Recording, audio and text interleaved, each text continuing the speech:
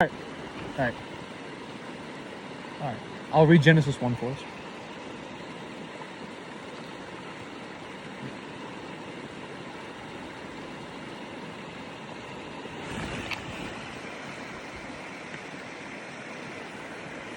Just kind of because of I know, right? what we're looking at.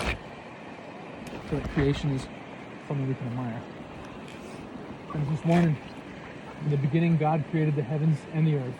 Now the earth was formless and empty, and darkness was over the surface of the deep, and the Spirit of God was hovering over the waters. And God said, "Let there be light," and there was light.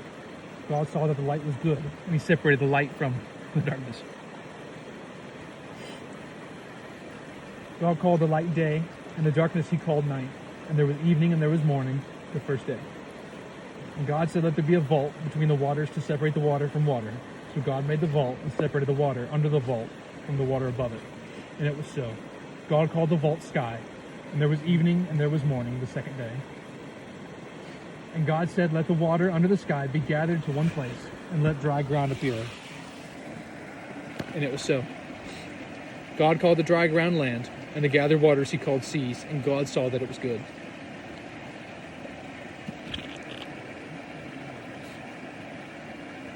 That's as far as I care to read for Genesis. I just felt like it was, I like it obviously better pointed the other way, but more poignant. But I'll read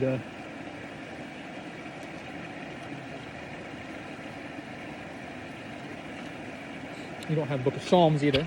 Nope.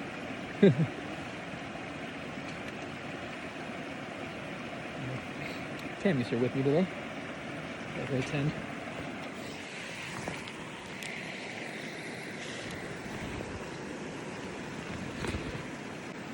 Obviously, Psalm 8's a song. I don't care to sing it, but Lord, our Lord, how majestic is your name in all the earth. You have set your glory in the heavens. Through the praise of children and infants, you have established a stronghold against your enemies, to silence the foe and the avenger. When I consider your heavens, the works of your fingers, the moon and the stars which you have set in place. What is mankind that you are mindful of them, human beings that you care for them?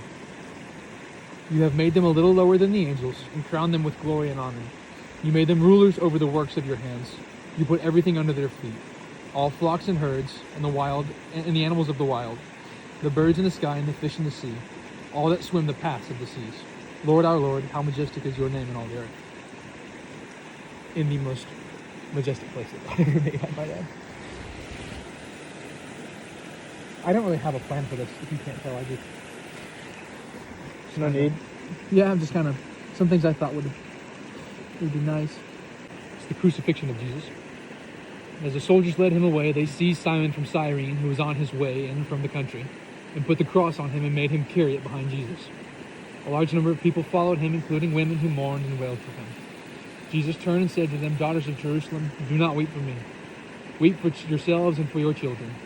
For the time will come when you will say, 'Blessed are the childless women, the wombs that never bore, and the breasts that never nursed.' Then they will say to the mountains, 'Fall on us,' and to the hills, 'Cover us.' For if people do these things when the tree is green, what will happen when it is dry?" And 2 other men, both criminals, were also led out with him to be executed. When they came to the place called the Skull, which is Golgotha, they crucified him there, along with the criminals, one on his right and the other on his left. Jesus said, "Father, forgive them, for they do not know what they are doing." And they divided up his clothes by casting lots. The people stood watching, and the rulers even sneered at him. They said, "He has saved others. Let him save himself if he is God's Messiah, the chosen one." The soldiers also came up and mocked him. They offered him wine vinegar and said, "If you are the king of the Jews, save yourself." There was a written notice above him, which read, "This is the king of the Jews." One of the criminals who hung there hurled insults at him. "Aren't you the Messiah? Save yourself and us." The other criminal rebuked him. "Don't you fear God?" he said. "Since you are under the same sentence, we are punished justly. We are getting what our deeds deserve. But this man has done no wrong." Then he said, "Remember me, Jesus, when you come into your kingdom." And Jesus answered unto him, "Truly I tell you, today you will be with me in paradise."